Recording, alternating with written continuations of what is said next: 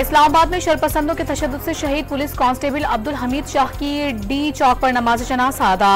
वज़ीर दाखिला, गवर्नर खैबर पख्तूनख्वा और IG इस्लामाबाद समेत अहम शख्सियात ने शिरकत की।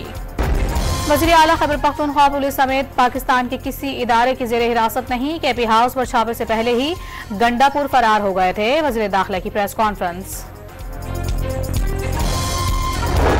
वज़ीर आला अली अमीन गंडापुर ने खुद साख्ता रूपोशी इख्तियार कर रखी है।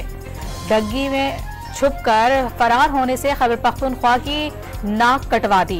गवर्नर फैसल करीम कुंडी की गुफ्तगू। खैबर पख्तूनख्वा असेंबली का हंगामी इजलास कुछ देर बाद होगा। वज़ीर आला खैबर पख्तूनख्वा अली अमीन गंडापुर के अगवा होने के मामले पर बहस एजेंडे में शामिल। तहरीके इंसाफ की एक और 9 मई की बगावत नाकाम बना दी गई। शरपसंदों के पथराव से एक सीनियर पुलिस एहलकार शहीद हो गया। वज़ीर इत्तलात पंजाब का बयान। इस्लामाबाद और रावलपिंडी में 3 दिन बाद मामूलाती जिंदगी बहाल होना शुरू हो गए। रुकावटें हटा दी गई, रास्ते खोल दिए गए, ट्रैफिक बहाल। 3 दिन बाद मोबाइल फोन सर्विसेज भी बहाल।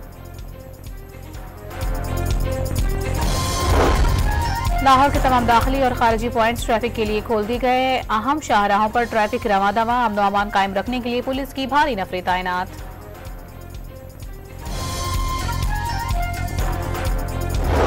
लाहौर में तहरीक इंसाफ का एहतजाज, सैकड़ों कारकुनान के खिलाफ मुकदमा दर्ज। PTI वकला और पुलिस के दरमियान तसादुम का मुकदमा थाना इस्लामपुरा में दायर।